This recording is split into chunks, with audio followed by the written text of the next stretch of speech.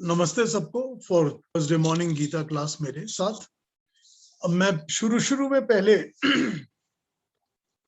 अपना lesson start करने लगा हूँ। आज सेकंड चैप्टर, मैं सेकंड चैप्टर को आज खत्म कर दूंगा और ये पूरी गीता का सार सेकंड चैप्टर में ही है।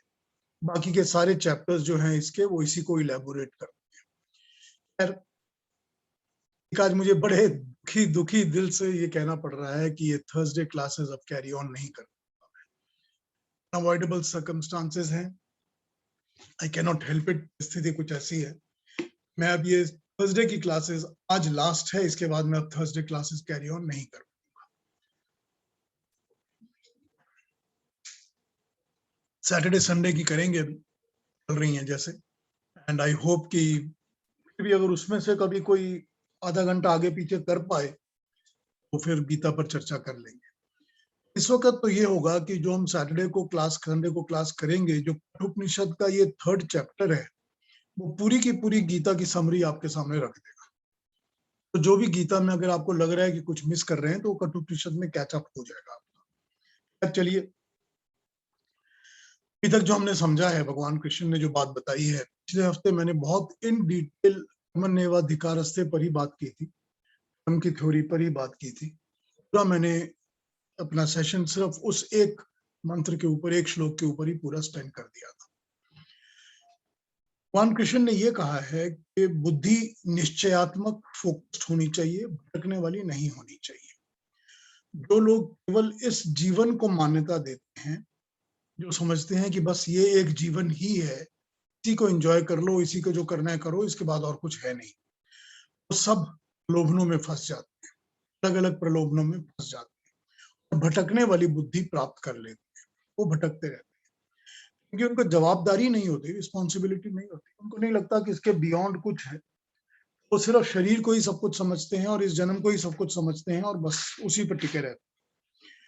कर्म करने के लिए ही जीवन मिला है, कर्म करना तो अपना अधिकार है, लेकिन कर्म के बाद कर्म फल पर हमारा कोई अधिकार नहीं है। बहुत क्लियरली उन्होंने अपनी मैसेज सारी की सारी गीता में स्प्रेड करके दे दी है। कर्म करते समय ये विचार करना चाहिए कि ये सुकर्म है, तभी जो फल है वो भी अच्छा मिलेगा, तभी आसक्ति छूटेगी, अटैचमेंट्स छूटेंगी। सुकृत कर्म अच्छे फल देंगे, सुखदायक देंगे, और दुष्कृत कर्म खराब फल देंगे। दोनों प्रकार के कर्मों से आसक्ति नहीं होनी चाहिए। उनकी अगली मैसेज है, वो कहते हैं कि किसी भी कर्म के फल से, चाहे वो अच्छा फल हो चाहे वो बुरा फल, अटैचमेंट फल के साथ नहीं होनी चाहिए। मुझे फल अच्छा मिलेगा, उसके साथ में चिपक गया तो वही करता रहूंगा, तो वो भी अटैचमेंट है। और बुरा मिलेगा तो उसमें भी अटैचमेंट है कि मुझे बहुत दुख हो रहा है। वो बोल रहे हैं कि समभाव रखो, ना दुख में दुखी ना सुख में सुखी, सभी चीजें ठीक है, तो आ रहा है वो परमात्मा ने दिया है, उसको एक्सेप्ट करो और अपने कर्म में लगे रहो। तेरी बुद्धि चंचल है, ठीक से निर्णय नहीं कर सकती, तो तुझे समाधिस्थ अवस्था में बैठकर बुद्धि के ऊपर काम करना चाहिए। तो समाधिस्थ अवस्था के बारे में वो बोलते हैं तो कहते हैं तुझे स्थित प्रज्ञ होना होगा। उन्होंने वर्ड यूज किया है स्थित प्रज्ञ। स्थित प्रज्ञ का मतलब होता है स्टेबलाइज्ड इंटेलेक्ट। स्थित स्टेबलाइज्ड इंटेलेक्ट तुझे रखना पड़ेगा। ये वो कहते हैं कि धर्मानुसार कर्म करेगा और लोगों की प्रशंसा है या नहीं है इसकी चिंता नहीं करेगा, और आत्मसंतुष्ट कार्य करेगा। ये लक्षण है स्थित प्रज्ञ होने के लिए। स्थित प्रज्ञ वो लोग होते हैं, जैसे हम लोगों को देखते हैं, जो साधु संत होते हैं या पहुंचे हुए महात्मा लोग होते हैं, डिस्टर्ब नहीं होते हर चीज के साथ। क्योंकि जो लोग होते हैं जो सारा टाइम प्रकृति के साथ अटैच्ड रहते हैं, प्रलोभनों के साथ लगे रहते हैं, अपने सांसारिक सुखों के साथ लगे रहते हैं, वो डावाडोल होते रहते हैं। कभी बहुत खुश होंगे क्योंकि बहुत कुछ मिल गया, कभी बहुत दुखी होंगे क्योंकि कुछ नहीं मिला, कभी क्रोध आएगा, कभी लोभ आएगा, कभी माया आएगी, कभी वो, कभी बहुत संतुष्टि होगी। तो ये क्या होगा? ये स्टेबलाइज्ड, एक स्टेबल इंटेलेक्ट की तरफ जाने वाला रास्ता नहीं है। ये डावाडोल करता रहेगा, जैसे नाव होती है वो पानी में डोल डोल करती रहती है, इनका वही हाल होगा। तो जब ऐसी हालत होगी तो इंटेलेक्ट जो है वो कभी भी स्थित प्रज्ञ नहीं हो सकता, और वो स्थित प्रज्ञ नहीं होगा तो अपने कर्म करने का और कर्मों के विवेचन करने का प्रॉपर एटमॉस्फेयर और अपॉर्चुनिटी नहीं मिलेगी। तो अगर अपने कर्मों के ऊपर हम ध्यान नहीं देंगे और अपनी ही इंटेंशंस और एटीट्यूड्स पर हम ध्यान नहीं देंगे, हम फिर सुकर्म और अच्छे कर्म करेंगे कैसे? उन कर्मों को निष्काम करेंगे कैसे? तो कैसे पता चलेगा कि कौन सा कर्म करें, कौन सा नहीं करें? दूसरी बात, दुख के अंदर बहुत दुख अनुभव नहीं करना, सुख के साथ बहुत मोह नहीं करना, भी आप स्थित प्रज्ञ हो पाएंगे, वरना आप डिस्टर्ब होते रहेंगे। आपकी जो प्रज्ञा है, इंटेलेक्ट है, वो कॉन्स्टेंटली, मेधा बुद्धि जो है वो कॉन्स्टेंटली डिस्टर्ब होती रहेगी अगर आप दुख में बहुत दुखी होंगे, सुख में बहुत सुखी होंगे। वो कह रहे हैं कि इसके साथ राग, भय और क्रोध, ये तीन चीजें उन्होंने इसमें जोड़ दी हैं। राग, भय और क्रोध, और उसके बाद वो द्वेष को जोड़ते हैं। वो कहते हैं कि राग का मतलब होता है जब कोई चीज हमको मिलती है और हमारी इंद्रियां सुख को भोग करती हैं, उस सुख को भोग करने का जो उनके अंदर स्मृति, स्मरण रह जाता है, इंद्रियों को पता होता है कि ये गर्म है, इसको हाथ लगाएंगे तो गर्म लगेगा, ये एक स्मृति है मेमोरी के अंदर बैठी हुई। सबसे स्ट्रॉन्ग स्मृति होती है स्वाद की, जबान के टेस्ट की और सेक्स की और टेस्ट की।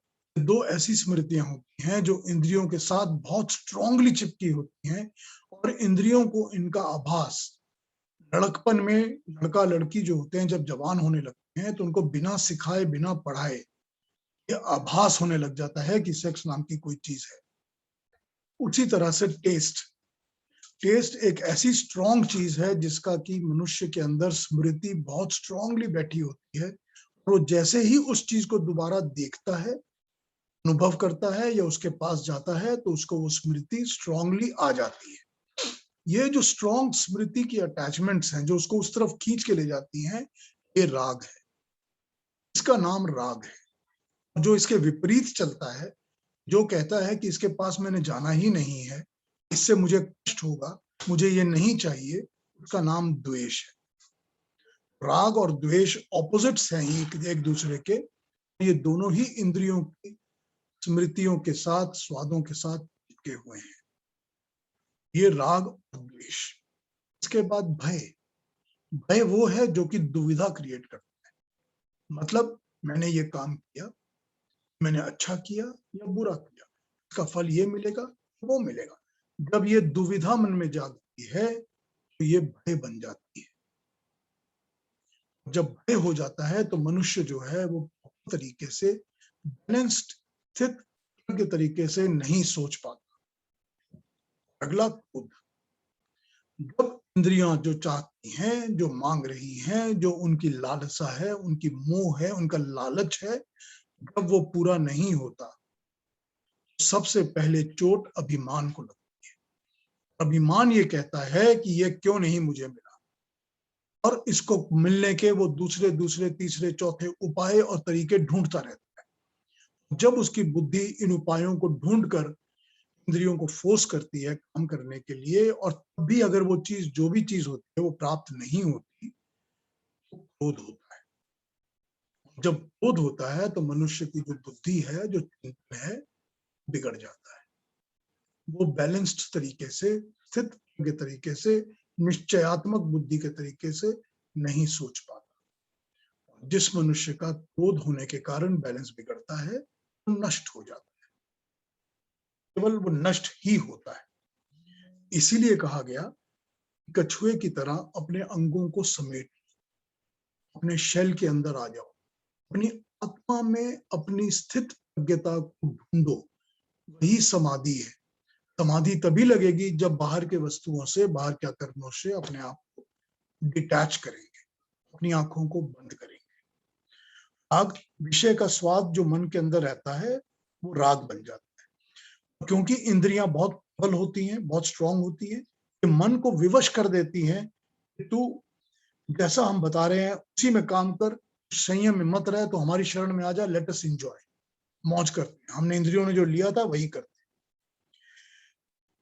लेकिन भगवान कृष्ण कहते हैं कि तू मत कर, होकर ही इसमें से छूटेगा। मत रायण, जैसा मैं कह रहा हूं इसको सुनोगे मत परायण होगे। मत परायण का ये मतलब नहीं है कि तू मुझे परमात्मा समझ ले, वो ये नहीं कह रहे। वो कह रहे हैं कि तू जब इन बातों के अंदर अपने आप को नहीं ढूंढेगा, सिद्ध प्रज्ञाता के अंदर, निश्चयात्मक बुद्धि के अंदर, तब तक तो इनसे हट नहीं पाएगा। जब तक समाधिस्थ अवस्था में नहीं आएगा, समाधि की अवस्था में नहीं आएगा, तो इनसे नहीं हट पाएगा।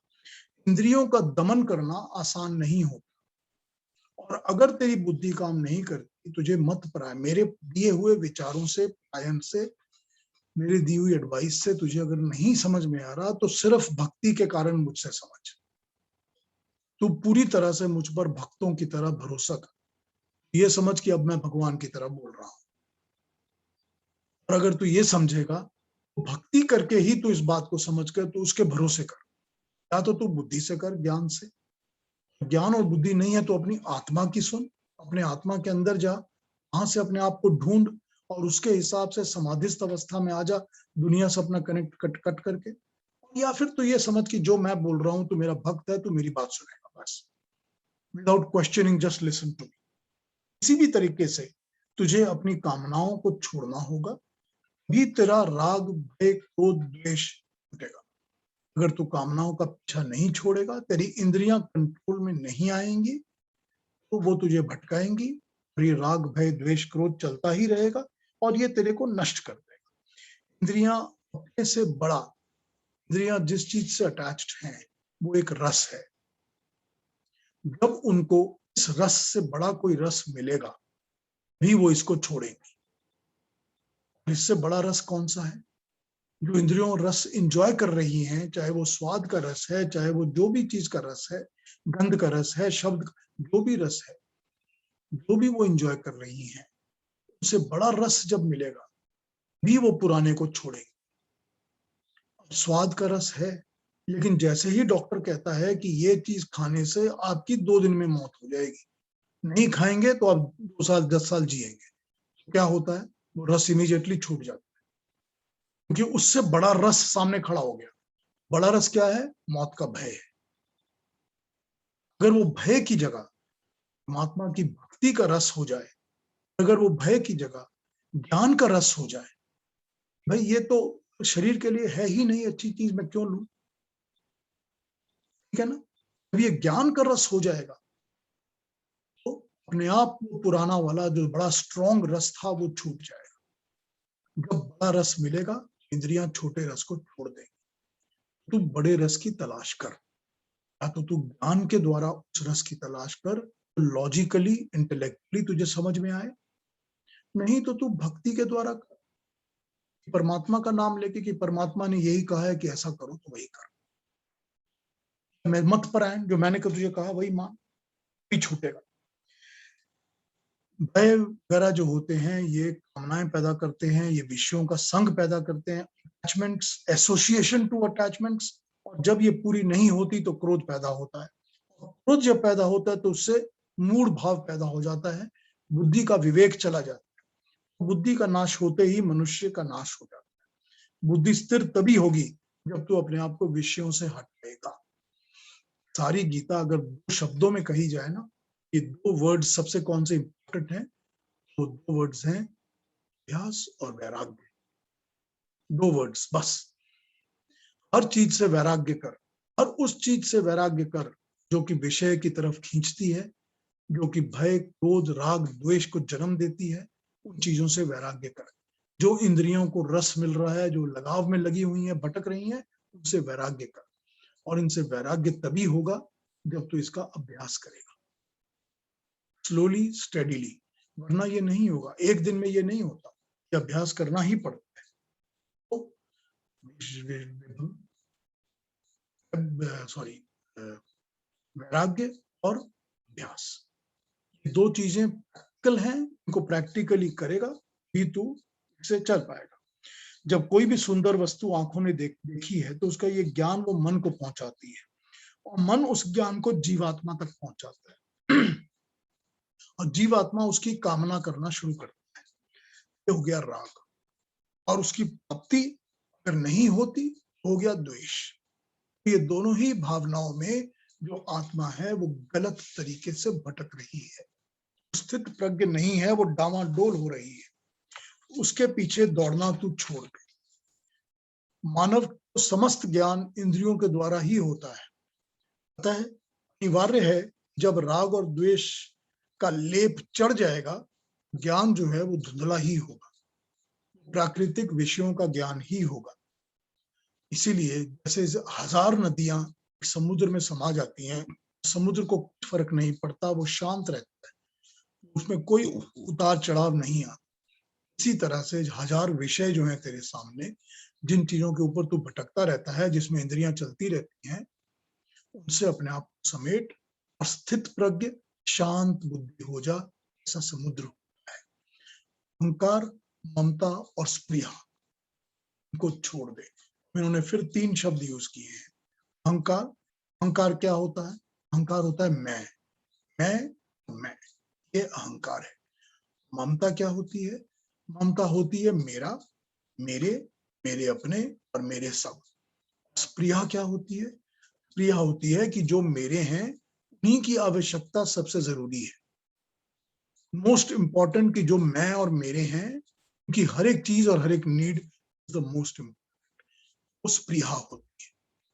तो अहंकार, ममता, स्पृहा, जब ये भावनाएं तीनों हटेंगी तब ज्ञान और ज्ञान की बुद्धि तेरे सामने खुलेगी। ये सारी बातें तुझे समझाई हैं, कर्म कर और कर्म में अपने आप को लगा दे। ये समझ ले कि तेरी आत्मा अमर है, शरीर मरण धर्मा है, शरीर तो मरेगा ही मरेगा। हर परिस्थिति में तुझे कर्म तो करता ही रहना पड़ेगा। कर्म को उचित करना है, जो मैं बता रहा हूं, इन बातों को सुन और इन बातों को समझ। जो लोग तामसिक बुद्धि के होते हैं, जो तामसिक बुद्धि के होते हैं, वो फल मिलेगा तभी कर्म करूंगा, उनकी यही सोच होती है कि मुझको ये वाला फल मिलेगा तभी मैं कर्म। तो राजसिक बुद्धि के लोग होते हैं, वो बोलते हैं कर्म तो मैं जरूर करूंगा, लेकिन फल पर मेरा अधिकार होना चाहिए, I need this type of particular result. लेकिन जो सात्विक बुद्धि के लोग होते हैं, वो बिना फल के अपना कर्म करते हैं। विषयों के भोग के साथ क्षणिक बुद्धि तो मिल सकती है, लेकिन उस क्षणिक सुख के लिए, थोड़ी देर के सुख के लिए तुझको विषयों का, इंद्रियों का दास नहीं बनना है, तुझको उनका दास नहीं बनना है। जो मोह ममता के अंदर आ गई है, ये जो सामने खड़े हैं ये सारे मेरे प्रियजन हैं, मेरे अपने लोग हैं, मेरा मामा है, चाचा है, भाई है, गुरु है, ममता है, मैं ममता है, इस प्रिया है। और इन विषयों के आगे, इन सब ऑब्जेक्ट्स के लिए तेरे को क्षणिक आनंद और सुख तो मिल सकता है कि मुझे आशीर्वाद दे रहे हैं, प्रेम कर रहे हैं, गले लगा रहे हैं, लेकिन इसमें उलझ कर सदा नहीं रह सकता। अगर उलझा रहेगा तो व्याकुलता बनी रहेगी, डामाडोल होता रहेगा। मुझे अपने आप को समेटना ही पड़ेगा, अपनी आत्मा के अंदर अपने आप को ढूंढना पड़ेगा, समाधिस्थ अवस्था लानी पड़ेगी, कि जैसे लोग समाधि में बैठ जाते हैं, तू समाधि में बैठा हुआ है, अपनी आत्मा के साथ अटैच्ड है।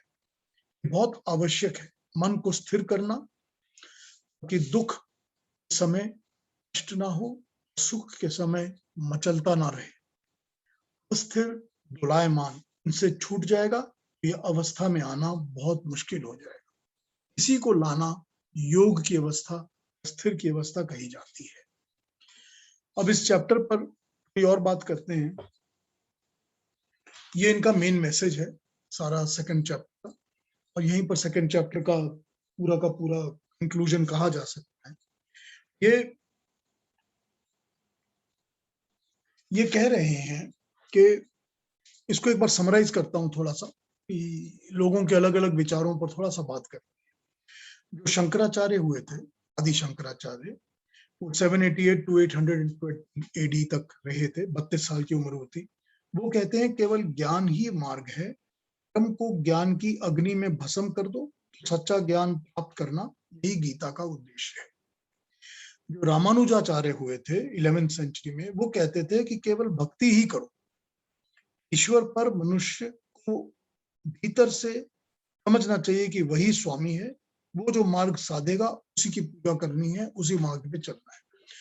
इसको ऐसा है, मैसेज को ज्ञान का मैसेज समझा जा सकता है, कर्म का मैसेज समझा जा सकता है, भक्ति का मैसेज समझा जा सकता है। इसी तरह से लोगों ने इसको समझा है।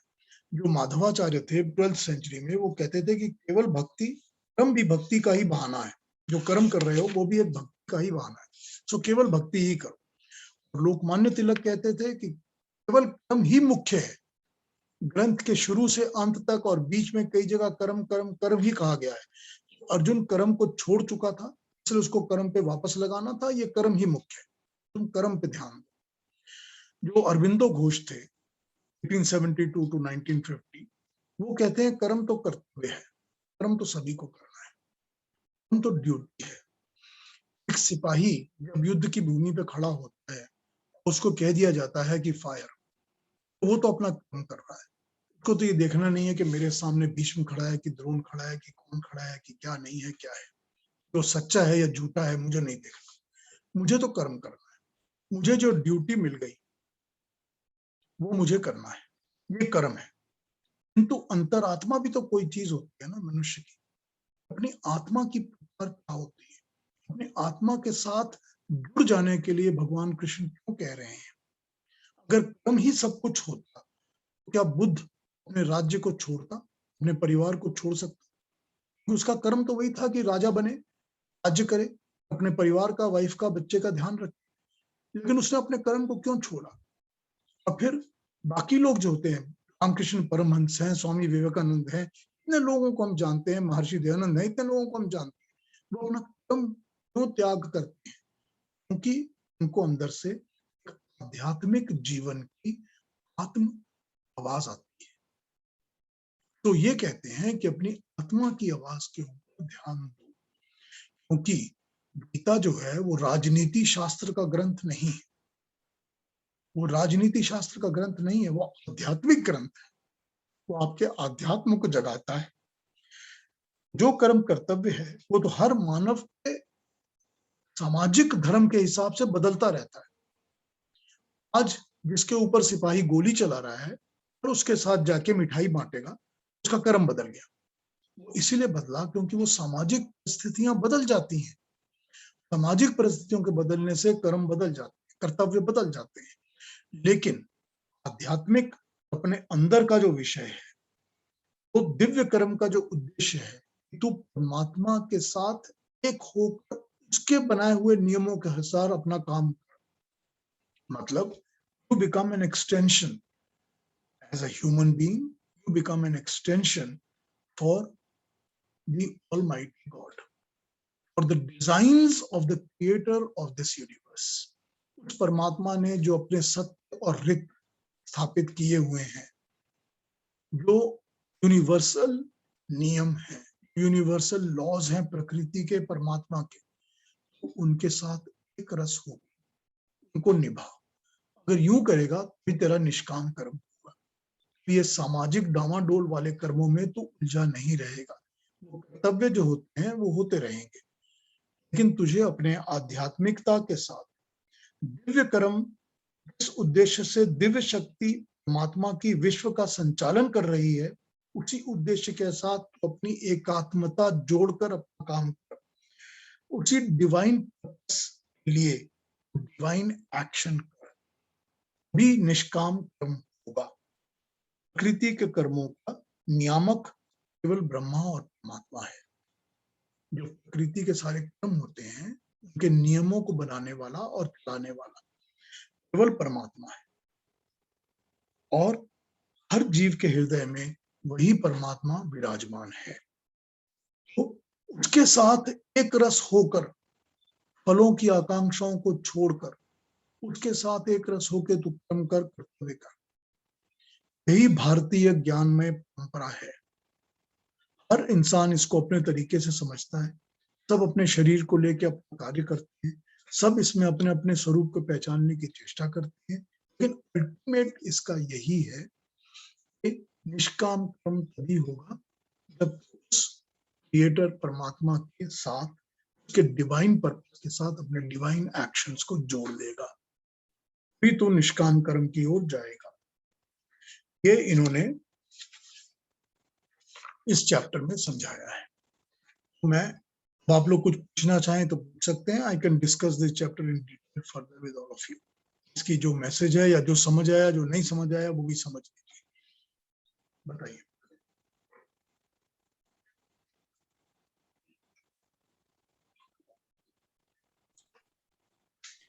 पीयूष जी, अब सारे ज्ञान को प्राप्त करने के लिए इंद्रियों का सहारा तो लेना ही पड़ता है।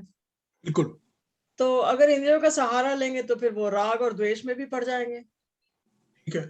तो क्या किया जाए? मतलब ज्ञान ज्ञान थोड़ा सा अर्जन करके फिर छोड़ दिया जाए? इज दैट व्हाट द इसको अब पॉइंट इज?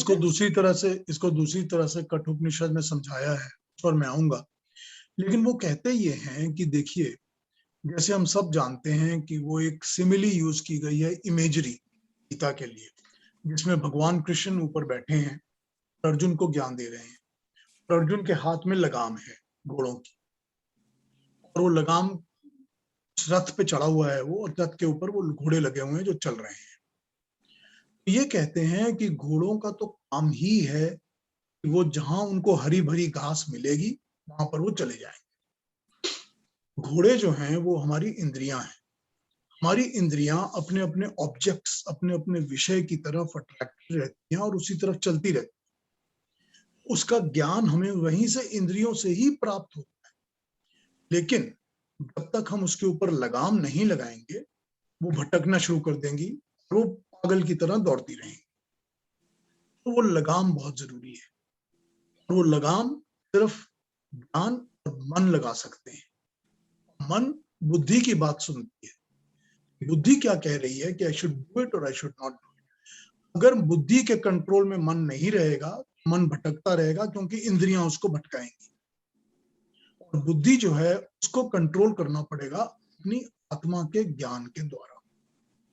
क्योंकि अल्टीमेटली जो घास चर रहे हैं घोड़े, उस घास को चरने की कीमत, उस घास को चरने का जो रिजल्ट होगा, वो तो पे बैक सवार को ही करना पड़ेगा, जो मालिक है रथ का।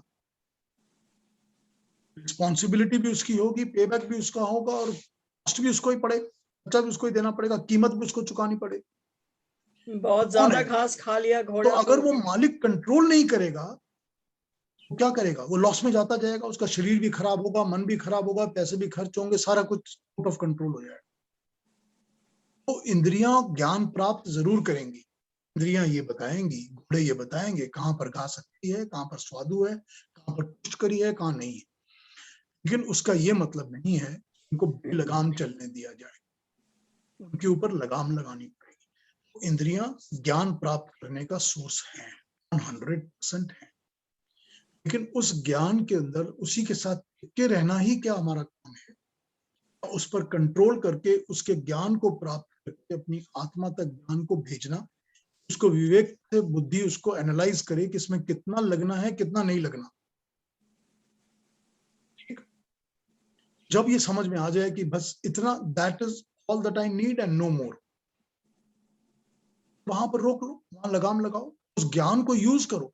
हर किस्म का ज्ञान मनुष्य के लिए जरूरी है, विद्याम च अविद्याम च। हमको विद्या भी चाहिए और अविद्या भी चाहिए, एक से काम नहीं चलता, हमको दोनों की जरूरत है। अविद्या प्राकृतिक चीज है, संसार की वस्तुएं, संसार का ज्ञान, साइंसेस, एवरीथिंग वी नीड। विद्या परमात्मा का ज्ञान, परमात्मा और जीवात्मा का ज्ञान, हमको दोनों की जरूरत है। किसी एक से हमारा काम नहीं चलेगा। तो इंद्रियां ज्ञान प्राप्त करने का सोर्स है। ज्ञान प्राप्त करेंगी जब तक उनके ऊपर एक लगाम, प्रॉपर इंटेलेक्ट नहीं लगा रहेगा। जब नहीं होगा तो ज्ञान प्राप्त नहीं करेंगे, वो भटकना शुरू करेंगे, वो इसी में फंस जाएंगे और फंसाएंगे साथ में बाकी सब चीजों को। तो मतलब कि सब कुछ करना चाहिए लेकिन मॉडरेशन में। नहीं, मॉडरेशन का कोई मतलब नहीं है। इसका ये मतलब नहीं है कि तुम रोज रात को दारू पियो कि मैं तो मॉडरेशन नहीं कर रहा हूँ। मॉडरेशन का ये मतलब नहीं है कुछ भी यहाँ पर। मॉडरेशन यहाँ नहीं है। यहाँ मतलब ये है कि जो अनुभव आवश्यक होते हैं कर्तव्यों को, कर्म को करने के लिए, जीवन यापन करने के लिए, जीवन को सफल बनाने के लिए, उन अनुभवों का लेना और यूज करना बहुत जरूरी है। लेकिन जो ऐसे अनुभव होते हैं जो कि प्राकृतिक परमात्मा के दिए ज्ञान के विपरीत चलते हैं, वो अपने बुद्धि से उनको अलग करो, उनको हटा दो, मुझे इसकी जरूरत नहीं है, इससे मेरे अल्टीमेट मेरे को ज्ञान प्राप्त नहीं हो रहा, बुरा बुरा ही मिल रहा है, अच्छा कुछ नहीं मिल रहा। विवेक बुद्धि होती है ना, निश्चयात्मक विवेक बुद्धि, ये तो बता रहे हैं ना भगवान कृष्ण, अपनी निश्चयात्मक बुद्धि बनाओ, नॉलेज्ड एजुकेटेड इंटेलेक्ट। ये भी एक बात है कि सोच ले इंसान कि क्या मुझे इससे बड़ी आसक्ति हो रही है, क्या I am getting to attached to this, और क्या इज दिस नेसेसरी। सो ये 2-4 सवाल पूछने चाहिए, राइट? उसी वक्त परमात्मा से विनती करो, हे प्रभु अगर मैं भटक रहा हूं तो मुझे प्लीज रोक लीजिए कि ये मैं कहाँ जा रहा हूँ, मदद मांगो। जब मदद मांगोगे तो मदद मिलेगी, अपनी अंतरात्मा से ही मिलेगी। और ज्ञान यूज करो, यही वो कह रहे हैं कि सबसे पहले तो उस चीज का ज्ञान लगाओ कि मैं ज्ञानपूर्ण इस चीज की विवेचना करूं कि मैं ठीक कर रहा हूं कि गलत कर रहा हूं। सबसे पहले ज्ञान प्राप्त करने के लिए निश्चयात्मक बुद्धि चाहिए, जो तुम्हारे को ये बताए कि स्थित होकर समाधि अवस्था में होकर अपने आप को समेट कर कछुए की तरह मैं कंसंट्रेट होकर सोचूं ये ठीक है या गलत है, करेक्ट, भी बुद्धि मिलेगी। अगर ये नहीं कर पा रहे हो तो मेरी बात मान लो, मत परायण हो जाओ कि मैं बोल रहा हूं कि ये गलत है तो मान लो कि गलत है, बस। अगर वो भी नहीं हो रहा तो सिर्फ परमात्मा की या मेरी भक्ति शुरू, जो उसने कहा वो ठीक कहा, बस। I don't need question. ये भी तरीका अपना लो, अपने आप छूट जाओगे, अपने आप वहां से सिमट जाओगे। जब तक हम कामनाओं को अपने नहीं त्याग सकते तब तक बुद्धि हमारी विकसित नहीं हो सकती। क्या बोल रहे हैं? भावनाओं पहले तो कामनाओं को हमें छोड़ना पड़ेगा अपनी। हाँ ठीक बात है ना। देखिए, एक दो कामनाएं अलग अलग बात है, वो ईशुपनिषद में बताया था कि जो परमात्मा को प्राप्त करना है, मोक्ष को प्राप्त करना है, वो भी एक कामना है, या उसको तो छोड़ नहीं सकते। कामनाओं में भी क्या है कि कौन सी कामनाएं ऐसी हैं जो मुझे अविद्या से जोड़ती हैं, प्रकृति से जोड़ती हैं, संसार से जोड़ती हैं, अज्ञान से जोड़ती हैं। कौन सी कामना है जो मुझे ज्ञान से जोड़ती है, विद्या से जोड़ती है, परमात्मा से जोड़ती है। कामनाओं की विवेचना करना बहुत जरूरी है।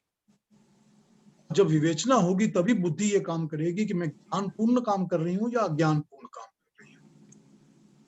करेक्ट। कामना जैसे ही सांसारिक कामनाओं पे कंट्रोल आएगा, जैसे ही कछुए की तरह अंगों को अपने निचोड़ के अंदर करेंगे समेटकर, तो आत्मस्थित अपने अंदर की प्रज्ञा जागेगी, पता चलेगा कि मेरी आत्मा क्या कह रही है। जब तक हम बाहरी सब चीजों से जुड़े रहेंगे, अपनी आत्मा की आवाज हमारे अंदर नहीं आएगी। इसका अर्थ ये हुआ कि आत्मविश्लेषण बहुत ही जरूरी है। आत्मा की आवाज सुनना बहुत जरूरी है। आत्मा की आवाज सुनने में भी एक प्रॉब्लम ये होती है कि आत्मा के ऊपर इतना ज्यादा अज्ञान छाया हुआ होता है कि वो आत्मा का भी स्वरूप निकलने में टाइम लगता है, क्योंकि उसको भी आदत नहीं रहती कि मैं तुम सब कोई बात करूं। वही फीडबैक देती है जो फीडबैक तुमने उसके अंदर प्रोग्राम करके डाला हुआ है। तो ये एक बहुत जरूरी चीज होती है। जो अज्ञानी मनुष्य होता है, जिसका ज्ञान नहीं होता, वो उसकी आत्मा उसको अज्ञान की तरफ ही और धकेलती है। अरे ना ना, तुम बहुत महान हो, तुम तो ग्रेट हो। जिसको ये सुनने की आदत होती है कि मैं ग्रेट, ग्रेटर, ग्रेटेस्ट हूँ, उसकी आत्मा उसको यही बताती रहती है कि तुम ग्रेट हो जी। जब तक कि वो ज्ञान पूर्वक आत्मा को फीडबैक्स अपनी तरफ से नहीं देता, उसकी तरफ से फीडबैक सुनने के लिए व्याकुल रहता है, वेट करता है, आत्मा अपनी आवाज नहीं उठाएगी। ये सुनना पड़ता है, इसके सुनने का भी अभ्यास करना पड़ेगा। भी अभ्यास होगा तो बाकी चीजों से वैराग्य होगा, अपने अभिमान, अपने अज्ञान से वैराग्य होगा, तो आत्मा की आवाज सुनने का अभ्यास आएगा। ठीक। पीयूष जी, कभी ऐसा होता है कि अपने आप विचार आने लगते हैं और इसी विचार में हम लोग खो जाते हैं, और फिर एकदम ही मालूम पड़ता है कि हम लोग कहाँ के कहाँ पहुंच गए, जो जाना जरूरी नहीं था। हाँ, तो विचार तो जरूरी है ना, वो भी कर्म है ना, वो भी मानसिक कर्म है ना। हाँ, हर विचार, हर मन के अंदर जो चिंतन आता है वो मानसिक कर्म है। एवरी थॉट इज अ मानसिक कर्म। तो थॉट को भी एनालाइज करिए, थॉट के ऊपर भी चलिए कि ये थॉट्स मुझे क्यों आते हैं, क्यों थॉट्स मुझे आते हैं, उसकी भी विवेचना करिए, एनालाइज करिए, उनको भी रोक सकते हैं, को सस्पेंड करके उनके ऊपर काम भी कर सकते हैं। योग दर्शन में तो इसके ऊपर पूरी एक थ्योरी दी गई है, how to work on it, how to analyse and understand. इन पे भी लगाम लगाना जरूरी है ना? बिल्कुल थॉट्स पे जरूरी भी है, बहुत जरूरी है। थॉट्स पे लगाम नहीं लगाएंगे तो बिना पागल की तरह चलते रहेंगे। एक बार चिंता की तो चिंता करते ही गए, हाँ या एक बिल्कुल, बार वो बुरी पागल की सोच तरह आई। चलते, हाँ बिल्कुल चलते रहेंगे।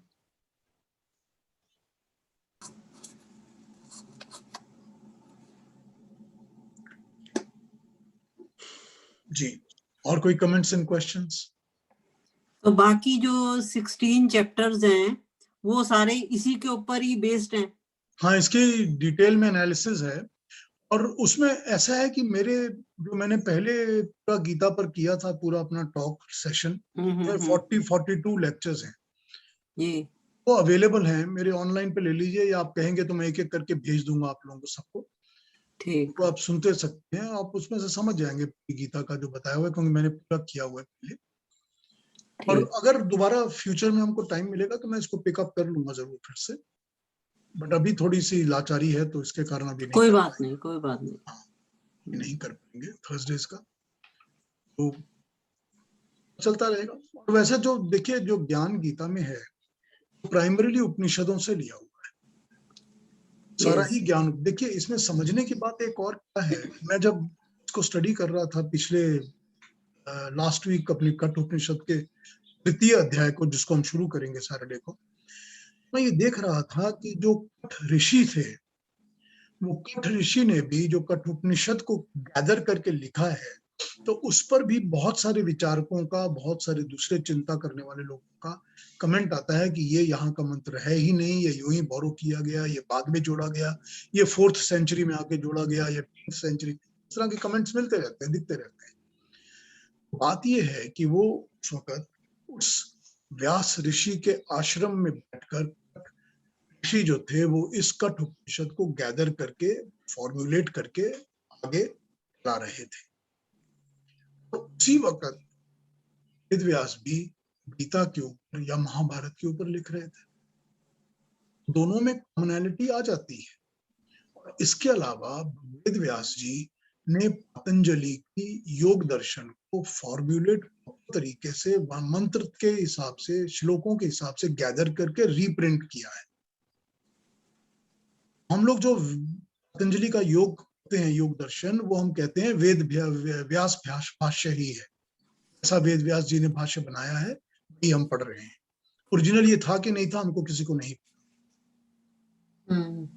लेकिन ये समझने की बात है कि क्योंकि उस वक्त वेद व्यास जी का जो आश्रम था उस पे ज्ञान की, उपनिषदों की, दर्शनों की, इन सब चीजों पर रिसर्च और सब चलता रहता था, क्लासेस चलती थी, रिसर्च चलता था, उनको रीपब्लिश, री एडिट करके बनाया गया, वादा गैदर किया गया। तो इंफॉर्मेशन और नॉलेज जो है वो एक दूसरे में शेयर होना बड़ा कॉमन है, हो ही जाता है, बिकॉज डिस्कशन होती रहती होगी आपस में, तुम आज क्या पढ़ रहे हो और मैं आज क्या पढ़ रहा हूँ, यहाँ पर ये लिखा है, तुम्हारे वहां क्या लिखा, क्योंकि इवेंचुअली कोई भी दर्शन, हालांकि दर्शन जो हैं वो बिल्कुल ही सिर्फ साइंटिफिक बेसिस पर ही लिखे गए हैं, उनमें कोई परमात्मा की दखल है ही नहीं, उसमें ये कहा ही नहीं गया कि ये ठीक है और ये गलत है, उसमें कहा गया ये साइंस है और this is how it is, follow it और यू डोंट फॉलो इट। लेकिन कोई भी दर्शन, एक दर्शन दूसरे दर्शन की फिलॉसफी के विरुद्ध कुछ नहीं बोलता, अगेंस्ट नहीं बोलता, इनफैक्ट वो सपोर्ट करते हैं एक दूसरे को। ऑब्वियसली ये नॉलेज जो है ये कॉमन एक बेसिस का नॉलेज है, जो कि जहां से भी सोर्स से लिया गया है, वो सोर्स जो है वो कॉमन एक बात ही करता है, एक रस, एक टाइप की, एक पद्धति पर बात करता है। ये सारे उपनिषद और सारे दर्शन लिए ही वेदों से गए, ये वेदों की ही बात करते हैं सारे, उसी को इलेबोरेट करते हैं। गीता का ज्ञान भी यही कर रहा है, वो उपनिषदों से बोरो करके, थोड़ा योग से, थोड़ा सांख्य से, इस तरह बोरो करके वो वेदों के ज्ञान को ही सिंपलर वे में, प्रैक्टिकल वे में प्रेजेंट करके आपके सामने रख देते, ऐसा करो और ऐसा नहीं करो।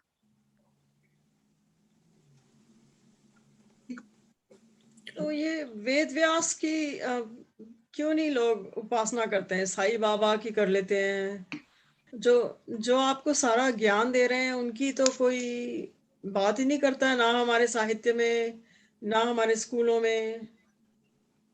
बस वही बात है, सब भटके हुए हैं, अज्ञान में लगे हुए हैं, गलत एजुकेशन देने में लगे हुए हैं, गलत लोगों सही के बात मंडल है। करते रहते हैं। एक्चुअली परसों तरसों क्या हुआ कि मैं अपने ऑटो मैकेनिक के साथ बैठा हुआ था और बातें कर रहा था, तो उस ऑटो मैकेनिक की वाइफ की 2-3 हफ्ते पहले डेथ हो गई है। वो काफी दिन तक तो आया नहीं काम पे, फिर आया, फिर मैं उससे मिलने गया। तो मैंने यूं तो कुछ कहा नहीं, क्योंकि मैकेनिक है, कोई मेरा बहुत दोस्त वोस्त तो है नहीं पीछे, मैं उससे बात करता रहता हूँ कभी कभी। मैं उसके साथ बैठा और मैंने कहा कि अच्छा है तुम काम पर आ गए हो, लग जाओ, मन लगेगा, अच्छा लगेगा। वो खुद ही खुल के अपनी वाइफ के डेथ के बारे में मेरे से बात करने लगा। मैंने जब उसको बताने शुरू किया कि हाँ इस चीज को हम भी समझते हैं, इसको ऐसे एनालाइज करते हैं, इसको यूं करते हैं, क्रिश्चियन है, वो अपने तरीके से ही बात करते हैं। उसने मुझे कहा कि मुझे बड़ा बुरा लग रहा है, क्योंकि मेरी वाइफ को तो हमने डाल तो दिया गड्ढे में, अर्थ के नीचे, लेकिन होगा क्या, सारे कीड़े खाएंगे उसके शरीर को, वो सड़ती रहेगी वहां पड़ी पड़ी। मेरे को तो दिल था कि मैं उसका क्रीमेशन कर दूं, जैसे तुम लोग करते हो। मैंने कहा कर देना था, नहीं बस वो फैमिली है, उसके बच्चे हैं, बाकी हैं, तो they don't want to do it.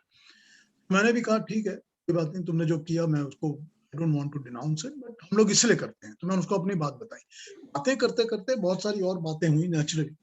मुझे उसने यही कहा है कि जी मैं तो ये देखता हूँ कि जितने भी हमारे वहां पर गुरु और ऐसे लोग होते हैं जिन्हें बहुत बड़े बड़े जिनकी फॉलोइंग होती है, उसमें से बहुत बदमाश निकलता है, कोई चोर होता है, कोई कुछ करता है। मैंने कहा, यही प्रॉब्लम है, प्रॉब्लम ही यही है कि जो लोग जो होते हैं वो इस किस्म के लोगों को मान्यता देके महान बना देते हैं। और ये भी जो लोग बैठे होते हैं ये सोचते हैं चलो मैं महान हो गया, पैसे बनाओ, अपने पावर को यूज करो, ये करो वो करो, प्रॉपर्टीज बनाओ, ये सब करते रहते हैं, औरतों को यूज करो, यही करते हैं वो, क्योंकि वो सच्चे ज्ञानी नहीं है, ज्ञानी लोग हैं। सारा कुछ इसलिए है क्योंकि हमारी एजुकेशन गलत है, हमारी बेसिक एजुकेशन ही गलत है, हमको गलत चीज ही सिखाते हैं, इसीलिए हम गलत की तरफ ही जाते हैं, इसीलिए हमारा अज्ञान भरा पड़ा है और प्रेजुडिसेस ठूसे हुए हैं हमारे अंदर, हम उसी तरफ चलते रहते हमें एक हैं। उसका मिनिमम कार्य बेसिक क्राइटेरिया होना चाहिए कि इसने क्या लिखा है, या इसने क्या सीखा है, या इसने क्या किया है जीवन में। जिसने कुछ किया ही नहीं, जिसने कुछ लिखा ही नहीं, उसके पीछे क्या भागना।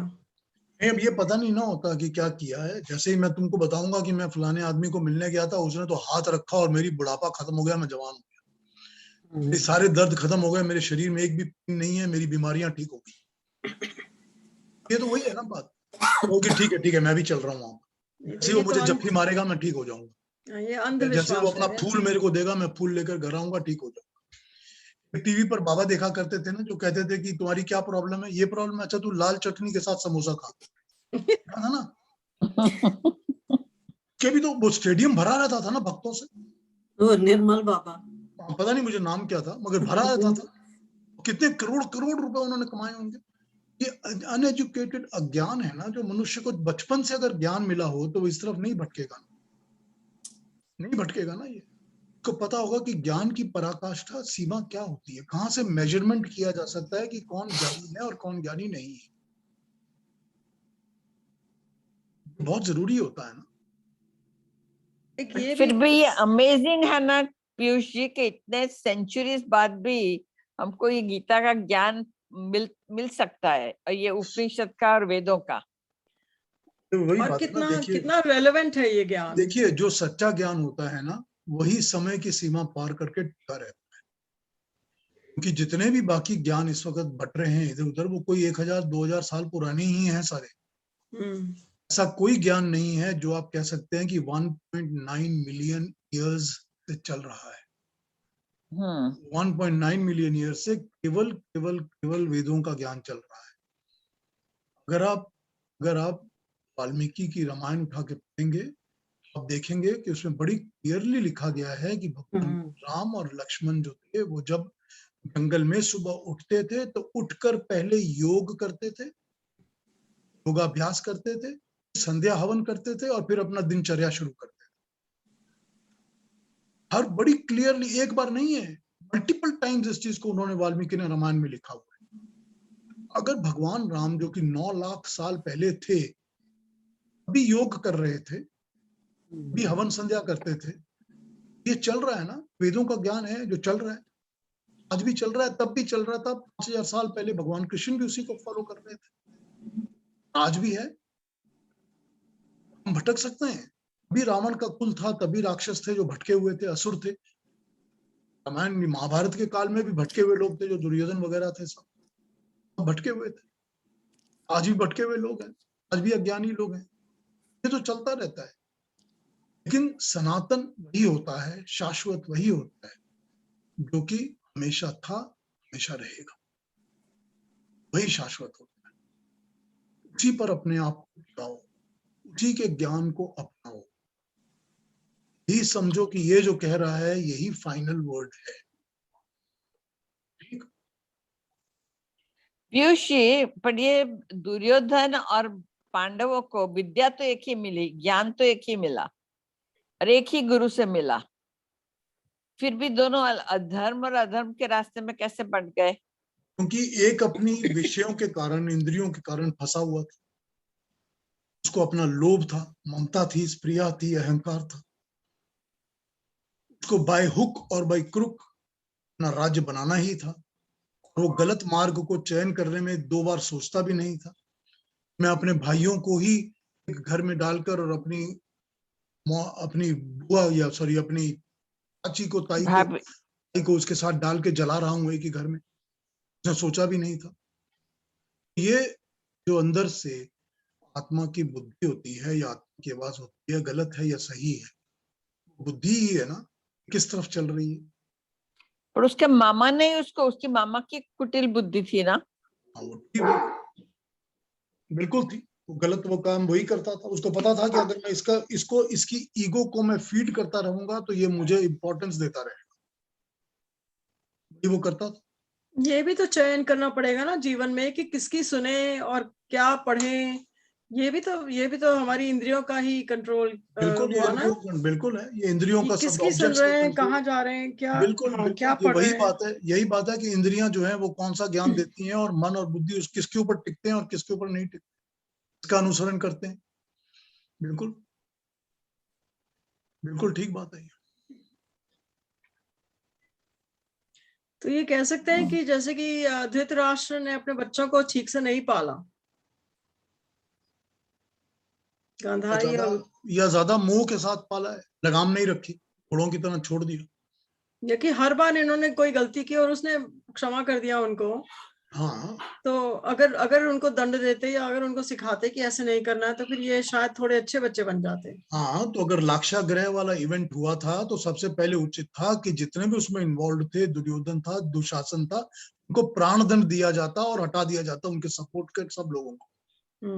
यही न्याय व्यवस्था है ना। जब नहीं किया गया तो कॉम्प्रोमाइज हो गया। वो पुत्र मोह था ना। हाँ, वो भी मोह में डूबा हुआ था, एग्जैक्टली। इसलिए वो अज्ञान में डूबा हुआ था, इसलिए वो भी विद्या में डूबा था, वो भी पाप कर्म में लगा हुआ था। पांडवों को बहुत ही एक बड़ा लाभ मिला है कि उनके साथ श्री कृष्ण थे, क्योंकि पांडव भी भटक सकते थे। श्री कृष्ण भी भटके तो थे ही ना, वरना युधिष्ठिर क्या जुआ खेलने में लग जाता। और अर्जुन तो युद्ध ही ना करता, अर्जुन कभी युद्ध ही ना करता, वो इसी में मोह में पड़ जाता कि मैं भटके तो हुए थे वो लोग। लेकिन जब आत्मा सत्य गुरु की तलाश करती है तो गुरु मिलता है, और गुरु सभी को मिलता है। भगवान कृष्ण से दुर्योधन का परिचय नहीं था ऐसा तो नहीं है, धृतराष्ट्र का नहीं था ऐसा भी नहीं है, लेकिन गुरु समझना, उसको मान देना और उसके ज्ञान के ऊपर चलना। क्योंकि जब तक अपना अभिमान रहेगा, गुरु को तो मैंने पॉकेट में समेट के डाल दिया, ये गुरु कौन है, मैं इसकी 10% बातें सुनूंगा, बाकी 90 तो सुनूंगा ही नहीं। इस तरह अगर चलता रहेगा तो कैसे काम चलेगा। यही है, गुरु तो सबको प्राप्त होता है, ज्ञान भी सबको प्राप्त होता है, मार्ग भी सबको प्राप्त होता है, चयन कौन सा करते हैं, यही बात हो गई ना कि कौन से मार्ग का चयन करते हैं। जबकि अपना विराट रूप तो श्री कृष्ण ने दुर्योधन को भी दिया था और धृतराष्ट्र को भी दिखाया था। बिल्कुल दिखाया था। वो कहते हैं कि ये माया जाल है इनका। हाँ बिल्कुल ठीक है, दिखाया था उन्होंने। आप सोच सकते हो कि जो मनुष्य आपके सामने आकर आपके सामने प्रपोजल रख रहा है शांति का और आपको मैसेज दे रहा है सुख का, उसके लिए आप अपनी सेना को कहते हैं इसको अरेस्ट करके जेल में डाल दो। ये मनुष्य की समझ की बुद्धि है ना, किसको आप कैसे समझते हो? एक्चुअली जब भटके होते हैं इंसान तो किसी की भी नहीं सुनते हैं। They are blinded. वो ज्ञानी मनुष्य का अपमान करते हैं, हमेशा हमेशा अपमान करते हैं ज्ञानी का। वो इतने अंधकार में फंसे होते हैं उनको दिखता ही नहीं है कि कोई उनकी मदद भी कर रहा है। बिल्कुल सच बात है, नहीं दिखता। पीयूष जी, महाभारत को एनालाइज करें तो सबका थोड़ा थोड़ा तो उसमें कंट्रीब्यूशन था ही, सब मिला के फिर एकदम बवंडर खड़ा हो गया। धृतराष्ट्र का मोह का था, दुर्योधन का अज्ञान का था, भीम का अपने वचन का था, कर्मबद्ध हो गया वो। और भीष्म का भी अपने वचन का था। हाँ, वो वचनबद्ध हो गए। खाली विदुर सही बोलते रहे पर उनकी तो किसी ने नहीं सुनी। और द्रौपदी का भी थोड़ा दोष था कि उसने उपहास किया। जब कोई गिरे तो उस पे हंसो, तो ये तो अच्छी बात नहीं होती, वो तो उसको बुरा लगना ही लगना है।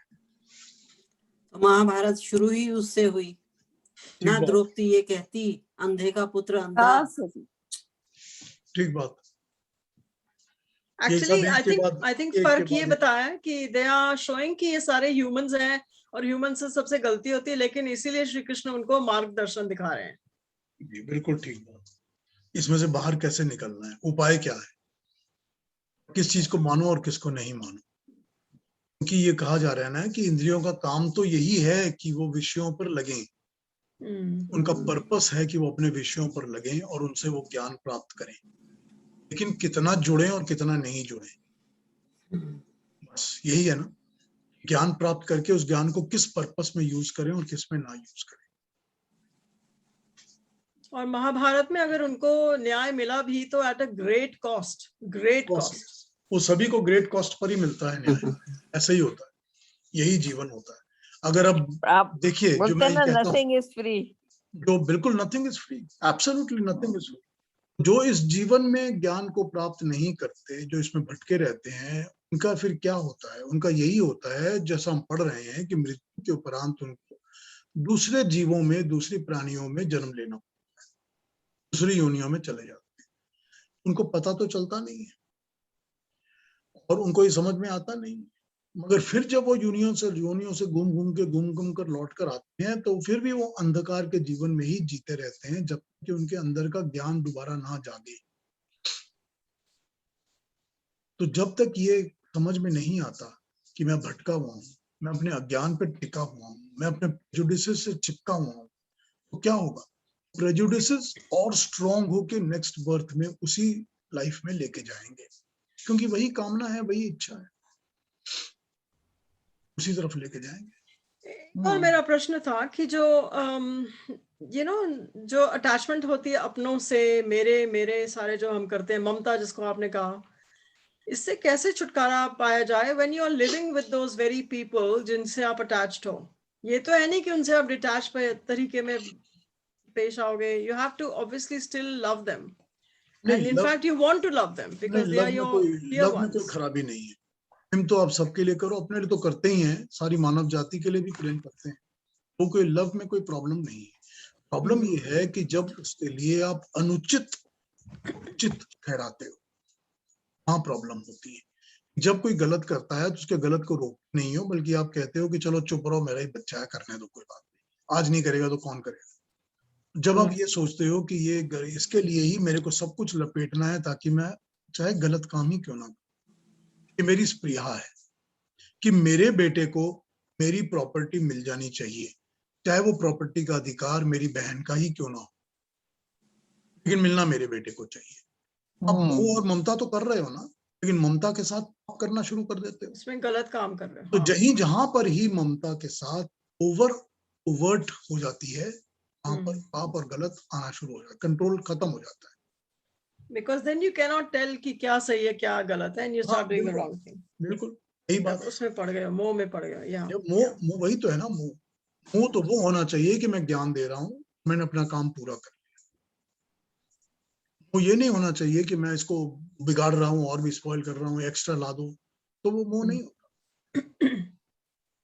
वही कंट्रोल है, ममता का कंट्रोल वही एक लेवल पर है कि कहाँ तक ज्ञान के द्वारा ममता कहाँ चलती है। ममता के द्वारा ज्ञान नहीं चलना चाहिए, ज्ञान के द्वारा ममता मतलब ममता में भी आपको हमेशा सत्य, कटु सत्य बताना चाहिए। बिल्कुल रहना ही चाहिए, अवेयर तो रहना चाहिए और बोलना भी चाहिए। वही सच्चा है ना, पथ प्रदर्शन तो वही होता है ना। ये तो सच है कि सच बोलने से दूसरा आदमी को अच्छा नहीं लगता। अगर आप किसी को कटु सत्य बोलते हो, वो तो आपसे बात करना ही छोड़ देता।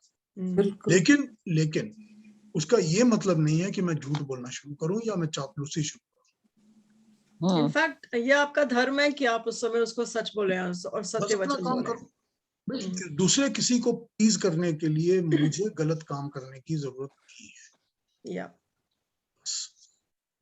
बिकॉज इवेंचुअली मुझे अपने कर्मों को अपने आप फेस करना है और मुझे ही मेरे कर्मों के फल मिलेंगे। दूसरे जिसको मैंने प्लीज किया था वो मेरे कर्मों को फेस नहीं करेगा, ना मेरे कर्मों का फल लेगा। ठीक है ना? आपकी अपनी आत्मा करप्ट हो जाती है फिर उससे। यही बात है। Be selfish when you are forming your own karma. तो मैं ये ठीक कर रहा हूँ या गलत कर रहा हूँ, क्योंकि इसकी मुझे ही मिलनी है कर्म फल। ये बहुत जरूरी है। ट्रू। तभी कभी देखते हैं कि परिवारों में क्लेश होते हैं, कोई कहता है नहीं मैं ये नहीं कर सकता, I am not going to do it, और दूसरा कहता है आप कर सकते हो, why don't you do it for me. ऐसे होता है, बहुत बार क्लेश होता है परिवारों में। ऐसा ही होता है।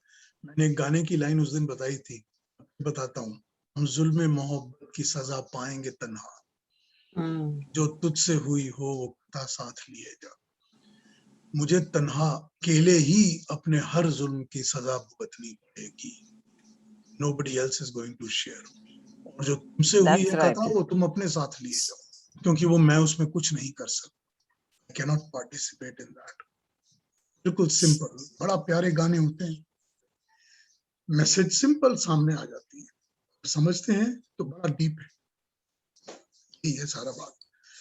अपने कर्म की सजा मुझे तन्हा ही भुगतनी पड़ेगी, मुझे ही अकेले को भुगतनी पड़ेगी, दूसरा कोई नहीं।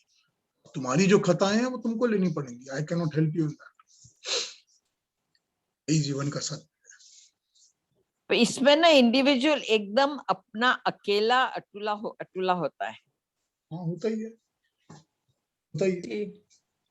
देखिए जो ममता होती है, जो मोह होता है, उसके कर्म का भी जो फल होता है वो अपने ही अकेले के ऊपर होता है। जिसके ऊपर आप ममता कर रहे हो उसको आपकी ममता के कर्म का फल से कुछ नहीं लेना देना। ठीक है? हाँ समझ आ रही है ना बात? जी। वहां पर भी क्या है, वहां पर भी ये है कि फल तो मुझे ही भुगतना पड़ेगा, चाहे मैं ज्यादा ममता में कर रहा हूँ या ज्ञान का काम कर रहा हूँ। हाँ I will have to bear the brunt of it. अपने कर्म के ऊपर वॉच करिए। यही भगवान कृष्ण का कहा हुआ है, अपने कर्म को करो और निष्काम करो, परमात्मा के साथ इन ट्यून, डिवाइन पर्पस के साथ मिलके करो। एक्चुअली वी और ममता में अपनी आत्मा को बहुत ही स्वच्छ रखना पड़ता है all our lives. You have to keep your soul clean, कि मैं कोई भी ऐसा, क्योंकि मुझे लगता है कि वी आर ऑल इंडिविजुअल्स और हम लोग इंडिविजुअली पैदा हुए और इंडिविजुअली मरेंगे। हमारे आसपास लोग हैं हमारे जो प्रिय हैं, लेकिन in the end we are alone on this planet earth, in this life. जीवन में हम अकेले हैं, है ना? And we have to live and bear the consequences of our own actions alone. वही बात है ना कि अगले जन्म में आप किसके साथ हैं? किसी के साथ नहीं है। अपनी आत्मा के साथ तो रहेंगे ना, जो भी शरीर में जाए। जिसकी तरफ आप ममता कर रहे हैं, जिसकी तरफ आप ममता कर रहे हैं, मोह कर रहे हैं, बहुत प्यार कर रहे हैं, जिसके लिए आप गलत काम भी कर रहे हैं, वो तो आपके साथ अगले जन्म में मिलने वाला नहीं। वो तो शरीर खत्म, आपका भी खत्म, उसका भी खत्म। अगले जन्म में आप कहाँ जन्म लेंगे, क्या जाएगा क्या नहीं आएगा, कम से कम अपनी आत्मा, अपने कर्मफल तो साथ रहेंगे ना। अपनी सबकी जर्नी अलग अलग कैसे आता है? सॉरी मनीषा जी आप बोलिए। नहीं, मैं कह रही थी सबकी अपनी जर्नी अलग अलग है, हर एक की जर्नी अलग अलग है। बिल्कुल अलग है, बिल्कुल अलग है और अलग ही रहेगी हमेशा। ये छोटी सी जर्नी में हमको जो मिल रहे हैं साथ, उससे आप जो प्राप्त कर रहे हैं करिए, ज्ञान मिल जाए तो बहुत अच्छा है, नहीं तो फिर अगली जर्नी दोबारा शुरू हो जाएगी। पीयूष जी, वैराग्य कैसे शुरू होता है? वैराग्य शुरू ही यही से होता है कि ज्ञान होना चाहिए हर बात पर, कि मुझे इतना चाहिए, इतने से ज्यादा नहीं चाहिए। वैराग्य यहाँ से शुरू होता है कि ये तो मुझे पता है कि मुझे रोज एक चाट पकौड़ी खानी है। अगर मैंने रोज खानी है तो कहाँ से वैराग्य शुरू होगा? मैं करूंगा तब जब मैं ये इसको रोज वाली चीज को एक हफ्ते में एक बार कर लूं, क्योंकि मेरे शरीर के लिए ठीक नहीं है। वैराग्य वहां से स्टार्ट होगा, छोटी चीज से वैराग्य स्टार्ट होगा। अगर गलत किया है, बात झूठ निकली है मुंह से, तो अगली बार ये नहीं निकलनी चाहिए। वैराग्य शुरू हुआ, फिर उसका अभ्यास करेंगे तो वैराग्य आएगा। ये चीज जो बहुत अट्रैक्टिव लग रही है कि मुझे लोभ आ रहा है, उस लोभ के ऊपर जब वैराग्य आएगा, उसका अभ्यास करेंगे तो वैराग्य कन्फर्म होता जाएगा। छोटी छोटी छोटी छोटी रेगुलर चीजों से वैराग्य स्टार्ट होता है। टाइनी थिंग्स ना, एकदम बिल्कुल छोटे, बिल्कुल माइन्यूट tiny. चीजों से ही जिंदगी में वैराग्य स्टार्ट होता है, और उस वैराग्य के ऊपर अभ्यास करने से ही पूरा छूटता है, भी वैराग्य आता है। और वैराग्य जो होता है वो बिल्कुल भी ऐसा नहीं होता कि आप किसी की तरफ रूड हो गए हैं या किसी की तरफ आप मिसबिहेव कर रहे हैं। वैराग्य अपने अंदर आता है। ये सारी जो दूसरी लगाव है, मोह है, ममता है, ये छूटने लग जाती है। उसी से वैराग्य आता है। और एक और भी बात है कि जब वैराग्य है तो आप ये भी समझ लेते हो कि हर एक आत्मा में परमात्मा बसे हुए हैं, तो आप किसी के साथ रूड या बुरा व्यवहार कर ही नहीं सकते। ठीक है, बिल्कुल दूर रह सकते हो, बुरे आदमी से मेरे को मिलना नहीं है, थोड़ा दूर रहो, लेकिन उसके लिए आपको उसका निरादर अपमान करने की जरूरत नहीं है। देखिए, जो लोग परमात्मा में विश्वास नहीं रखते, जो ये नहीं समझते कि सब में, मुझ में भी वो परमात्मा है और दूसरे में भी परमात्मा है, वो अविश्वासी लोग होते हैं, बहुत जल्दी आपका अपमान करेंगे, वो करेंगे ही करेंगे, क्योंकि उनको अपने अंदर परमात्मा दिखता है, दूसरे के अंदर दिखता है। जब परमात्मा की न्याय व्यवस्था नहीं दिखती, तो अगले जन्मों में और कर्म फल में उनका विश्वास खत्म हो जाता है। ये एक टिपिकल चीजें हैं जो एक स्ट्रेंथ से बंधी हुई हैं और एक के बाद एक दिखने लगती है।